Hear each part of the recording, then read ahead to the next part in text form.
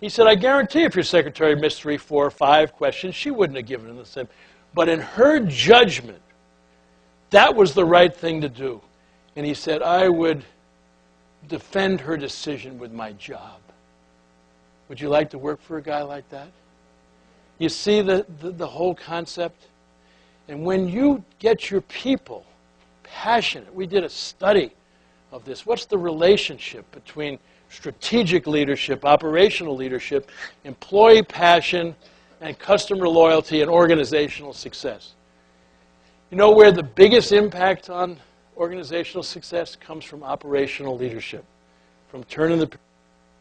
Not that the strategic is important because you need it, but the point is your people and your customers, they don't know what your strategy is. They don't know what the initiatives are. They don't know what the values are necessarily. All they know is how they're treated. And if your people are treated by an organization that turns the pyramid upside down and drives leadership throughout the organization, empowers people, they get passionate about their work. They get excited about serving customers. And that's what the change in these people at the Department of Motor Vehicles was. It was just incredible to see. And when they do that, what do? They go out of their way to take care of customers.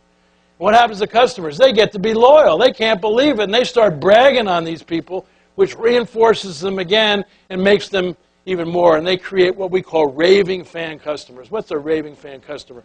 A customer that is so crazy about the way you treat them, they want to brag about you. They become part of your sales force and all. And that is so powerful, you know. It beats advertising every single time. Because if you create raving fan customers, they're out there and they're talking about you and they're bragging on you and all that kind of thing. And so my feeling is that if you're a bearer of hope and you're constantly saying to people, hey, together we can do this. You know, I mean, this is tough, but we'll make it. You know, let's not get down. We've pulled through other things together. We can do it and all. And you get them going and they get their shoulders back and, man, let's go get it and all that kind of thing. You really can be amazed at the kind of things you can do. And then that combined with treating them as your business partners, that they can bring their brains to work, that they really ought to be involved in decision making and share information with them so they know what's going on. And then you combine that with servant leadership that says, yes, the strategic leadership and direction and vision is really important. But where the real action is around operational leadership and implementation. And that's when we turn the pyramid upside down. That's where we do the thing. And just to end my talk, and then we'll have some questions, is that one of my big goals as I travel around the world is the reason we can't get more people to buy into servant leadership is that they're self-serving. And the reason they're self-serving, they think that who they are is a function of how much money they make, the recognition they get for their efforts, and the power and status they have in their position. Let me tell you, there's nothing wrong with making good money. There's nothing wrong with getting recognized for your ethics. There's nothing wrong with getting some power status. What's wrong is when you think that's who you are. Because what do? Your scorekeeping is there. How do we get these people already making millions of dollars that want more? I mean, that's so absurd. How much money do you need? How many houses do you need? And all that kind of thing. Why? It's their scorekeeping. Because their self-worth is attached to their performance plus the opinion of others. And they miss significance in life. And servant leaders understand significance. What's the opposite of making money? It's generosity. When we're talking about generosity, what are we talking about? We're talking about not only your generosity of your treasure, your money, but we're talking about your time, your talent, and I like to add a fourth, your touch, reaching out to people. What's the opposite of recognition? I think it's service. You know, how can I help? Is there anything I can do? And then what's the opposite of power and status? It's loving relationships. John Ortberg, who's a great pastor and friend, just came out with a wonderful book you ought to get called At the End of the Game, It All Goes Back in the Box. And it's a story about John and his grandmother when he was young. She was a vicious Monopoly player. Any of you ever play Monopoly? He said when she played Monopoly, she acted like she was the illegitimate child of an affair between Donald Trump and Martha Stewart, you know. And at the end of the game, she had everything and he had nothing. And she would get this great grin on her face and she'd say, John, someday you're going to learn how to play the game. One summer when John was 12 or 13, this kid moved next door who was an incredible Monopoly player. He practiced with his kid every day that summer because he knew his grandma was coming in September. And when Grandma came, he ran into the house, gave her a big hug and a kiss, and he said, Grandma, how about a Monopoly game? And her eyes lit up, and she said, let's go, John. But he was ready for her this time. And he came out of the chute, and he wiped his grandmother out. At the end, he had everything. She had nothing. He said it was the greatest day of his life. And his grandmother smiled and said, John, now you know how to play the game. Let me teach you a lesson about life. It all goes back in the box. He said, what? Everything you bought, everything you accumulate, all goes back in the box. And people don't get it, that you can push and shove in life for money. You can push and shove for recognition and power. Baby, when you die, it all goes back in the box. The only thing you get to save is your soul. And that's where you store who you loved and who loved you.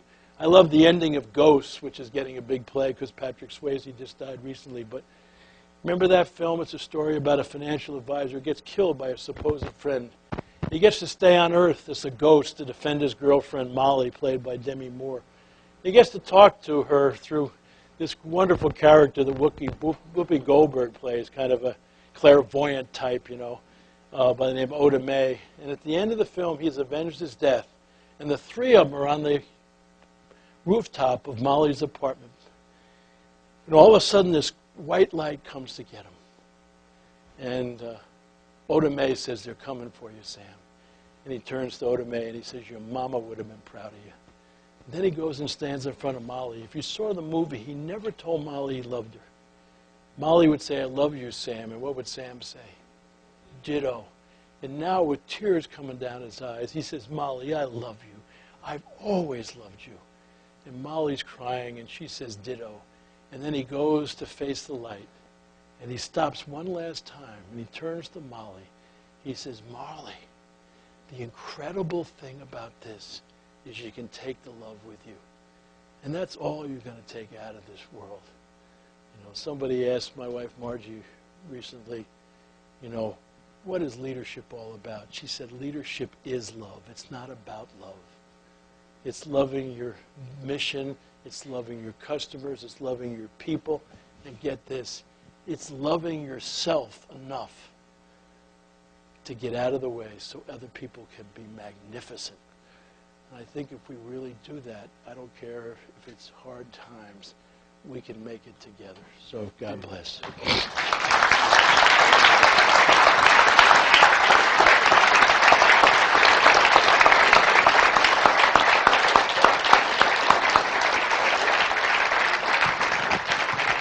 Well, I think we can all now understand why Ken has sold 18 million books. We need a little bit more love in this world. You persuaded me of everything, Ken, except why there's not more love to go around. Why aren't more people inspired by the manager at the Registry of Motor Vehicles or Southwest Airlines? Why is Southwest the exception? Why is it so extraordinary that your secretary was treated like a human being and encouraged to succeed? Well, one of the things I've found is that the biggest addiction in the world is the human ego, which stands for edging God out, and somehow thinking you're the center of the universe. And we edge God out in two ways. One is false pride, where we think more of ourselves than we should. We come from a more than philosophy, and we're pushing and shoving for credit. And the other is fear or self-doubt, when you think less of yourself.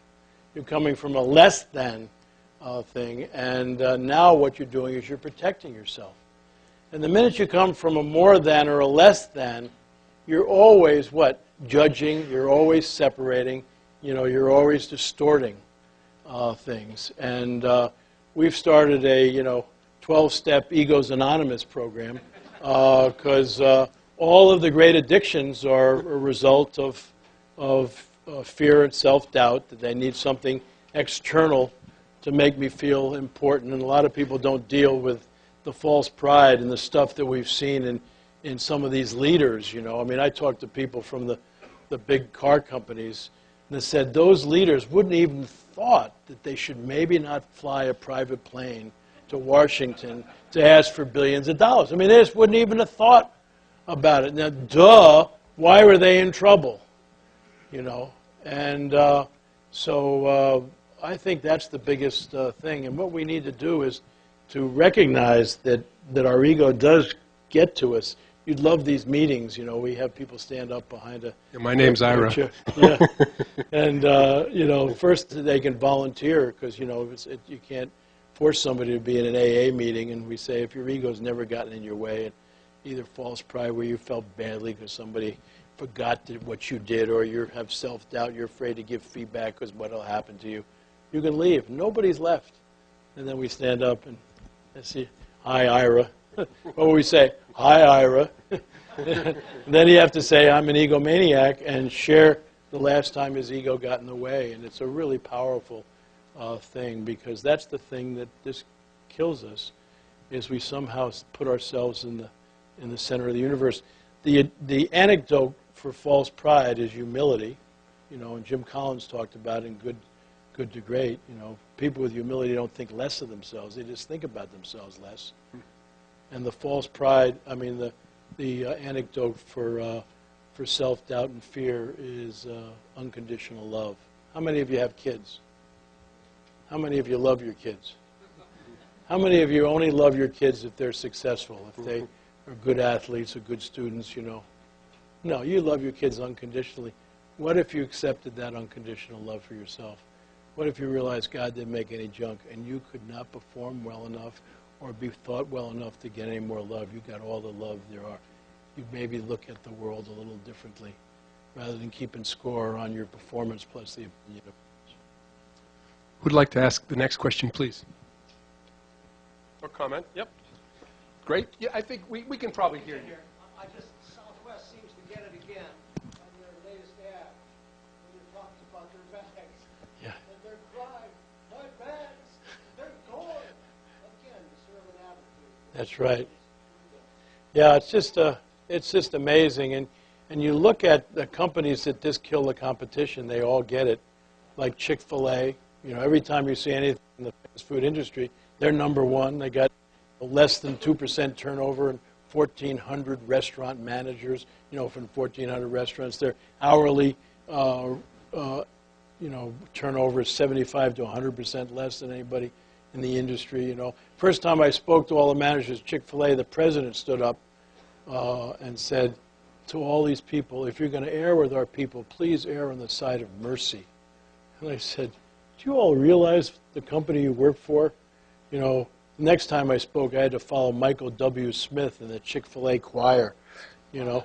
And you know, you look at that. You look at Synovus, you know, chosen the #1 company. Fortune finally said, stop applying for the best company to work for, because they created an all-star list completely based on servant leadership. It's just Ritz-Carlton, based on servant leadership.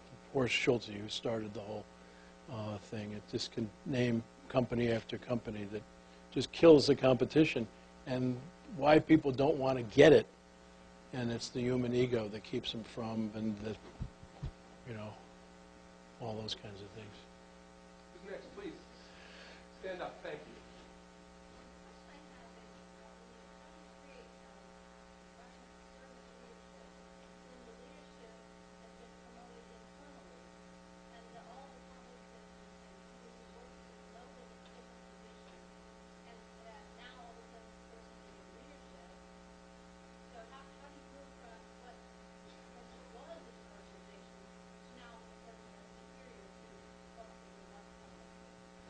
Well, I wrote a book called The 1 Minute Apology. And so you might start off by saying, you know, I couldn't sleep the other night, you know, because I suddenly got this position. And I was just thinking about, you know, what I could do differently that could make a difference. And I want to apologize for anybody that I might have, you know, led in a different way. But this is where we're going. And people ask me, how do you turn a self-serving leader into a servant leader? There's only 3 ways I know. One is a near-death experience. That's very helpful. You know, People almost die. They look at the world very differently. Second is a spiritual awakening. And I've